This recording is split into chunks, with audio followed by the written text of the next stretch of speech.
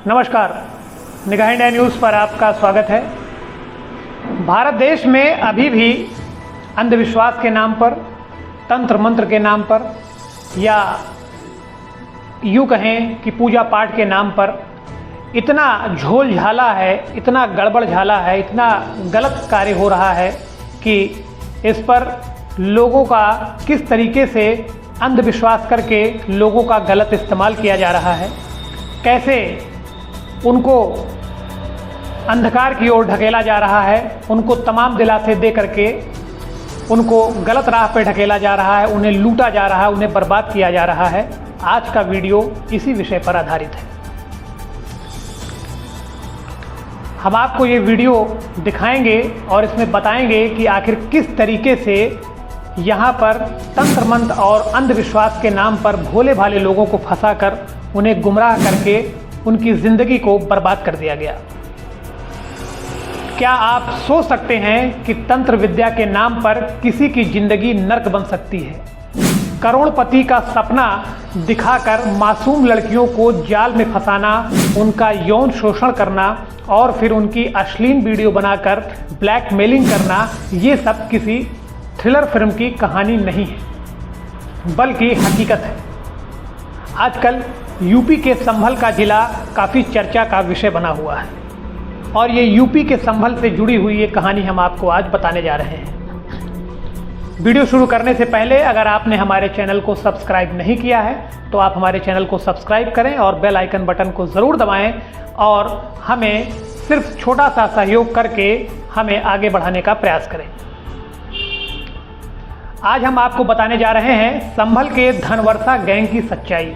जी हाँ, बिल्कुल आपने ठीक सुना, जिसमें प्रोफेसर से लेकर तांत्रिक तक शामिल थे। अब आइए जानते हैं कि ये कहानी कैसे रची गई और ये खौफनाक साजिश आखिरकार क्या है। 28 मार्च को यूपी पुलिस ने एक ऐसे गैंग का भंडाफोड़ किया है जिसने धनवर्षा यानी पैसों की बारिश का सपना दिखाकर कई लड़कियों की ज़िंदगी बर्बाद कर दी। ये गैंग खुद को तांत्रिक बताता था और कहता था कि कुछ खास क्रियाएं करके इंसान अमीर बन सकता है, लेकिन असलियत थी इन तांत्रिक के लिए लड़कियां सिर्फ एक साधना थी। अश्लील वीडियो का बनाने का, शोषण का करने का और उन्हें बेचने का फिलहाल ये पूरा मकसद था। और इस पूरे जाल का सबसे चौंकाने वाला जो किरदार था वो एक प्रोफेसर, जी हाँ बिल्कुल आपने ठीक सुना, मथुरा के जीएलए यूनिवर्सिटी में लाइब्रेरी एंड इंफॉर्मेशन साइंस पढ़ाने वाला दशरथ सिंह सिसोदिया। ये जनाब गैंग में मीडिया नाम के कोड वर्ड से पहचाना जाता था। मीडिया का काम था उपयुक्त लड़कियां गैंग तक लाना। प्रोफेसर ने 3 सालों में गरीब तबके की लड़कियों को टारगेट किया, उनके साथ दोस्ती की और फिर उन्हें फंसाकर गैंग तक पहुंचाया। ये उस गैंग की बात हो रही है जिस गैंग से प्रोफेसर जुड़ा था। उनको लड़कियां सप्लाई करवाता था, भोली भाली लड़कियों को फंसाकर उन तक पहुंचाता था। इस गैंग की एक और खासियत बात थी, या लड़कियों का सिलेक्शन प्रोसेस। जी हाँ, ठीक सुना आपने, इसमें लड़कियों का एक सिलेक्शन प्रोसेस हुआ करता था। लड़कियों को गैंग में शामिल करने से पहले एक फॉर्म भरवाया जाता था। इसमें 19 पर्सनल सवाल होते थे।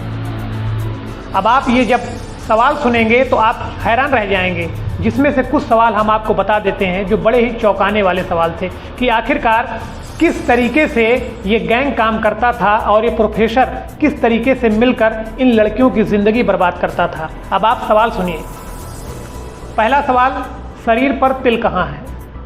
उस फॉर्म में बाकायदा लिखा हुआ करता था। दूसरा सवाल, मासिक धर्म की तारीख क्या है?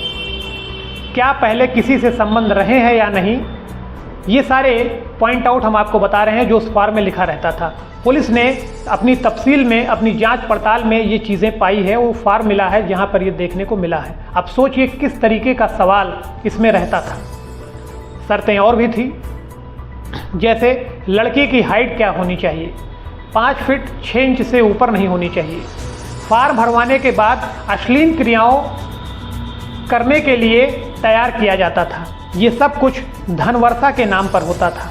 धनवर्षा का नाम वो आप ये समझिए कि धनवर्षा मतलब उनको अपनी तंत्र मंत्र के नाम पर, तमाम क्रियाओं के नाम पर, अंधविश्वास के नाम पर उनको ये बहला फुसला कर लाया गया कि आप हमारे साथ जुड़िए, हम आपको धन वर्षा कराएंगे, करोड़ों की वर्षा हम आपके पास कराएंगे, ऐसा उनको झूठा दिलासा दिया जाता था। बहरहाल, और जब लड़की फंस जाती थी तो तंत्र क्रिया के नाम पर उसके प्राइवेट पार्ट्स की पूजा की जाती थी। कभी आपने सुना है? हद तो हो गई जब पुलिस को अश्लील वीडियो और फोटो मिले जो तंत्र क्रिया के दौरान बनाए गए थे। बताया जा रहा है कि उन्हें पॉर्न साइट पर भी बेचा जाता था। पुलिस को आरोपियों के फोन से ऐसे कई फार्म वीडियो और फोटो मिले हैं। कुछ में लड़कियां नग्न अवस्था में जमीन पर पड़ी थी। इस पूरे केस का खुलासा तब हुआ जब एक युवक राजपाल को तांत्रिक विद्या के नाम पर अगवा कर लिया गया। उसकी जान जाते जाते बची और तब पुलिस तक मामला पहुंचा, नहीं तो ये मामला सामने आता भी ना। पुलिस ने फिलहाल इस पूरे मामले में 14 लोगों को गिरफ्तार किया है और फिर एक एक करके कड़ियां जुड़ती चली गईं और सामने आया प्रोफेसर का नाम। फिलहाल एसपी कृष्ण कुमार बिश्नोई की टीम ने आरोपी को जेल भेज दिया है। अब पुलिस की टीम अन्य आरोपियों की तलाश कर रही है। प्रोफेसर के फोन से कई चौंकाने वाले डेटा मिले हैं जिनकी फॉरेंसिक जांच चल रही है। और ये लोग एक पर्टिकुलर सेट के या पुरुष या महिला या फिर किसी यंग बच्ची या लड़के को डिटेल मंगवाते हैं, जिसके अंदर उसकी नाम, उम्र और इस तरीके की सारी डिटेल, ये तक की पीरियड्स तक की डिटेल मांगते हैं और उसके बाद में ये बताते हैं कि अगर ये स्पेसिफिक डिटेल अगर ये मैच खाती है और गुरु ने ये डिटेल मांगी है और अगर ये आर्टिकल में लड़की भी हो सकती है, आर्टिकल के अंदर ये लोग दोमुहा सांप को भी यूज़ करते हैं, उल्लू को भी यूज़ करते हैं, 20 नाखून वाला कछुआ भी यूज़ करते हैं और टीटी जो है वो लड़की का फोड़ने में, अगर इनमें से कोई भी आर्टिकल जो बताएगी स्पेसिफिकेशन के हिसाब से मिलेगा तो गुरुजी उसके ऊपर फिर तंत्र याचना करते हैं और उसके बाद में धन वर्षा होती है। शारीरिक शोषण करने का लाभ पाने के लिए इनके द्वारा एक कृत्य किया जाता था और इस तरीके से ग्रुप में कुल 14 लोग गिरफ्तार करके जेल भेजे गए हैं। अब सवाल ये उठता है कि क्या इन लड़कियों को न्याय मिलेगा? क्या कॉलेज में पढ़ाने वाले ऐसे दरिंदों से कभी सुरक्षा मिल पाएगी? दोस्तों, ये सिर्फ एक केस नहीं है, ये उन मासूम सपनों की कहानी है जिन्हें कुछ हैवानों ने बर्बाद कर दिया।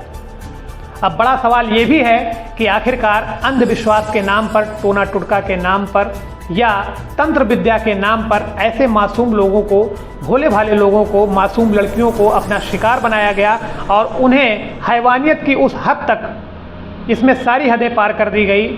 उनके साथ क्या क्या सुलूक हुआ यह मैंने आपको वीडियो में बताया।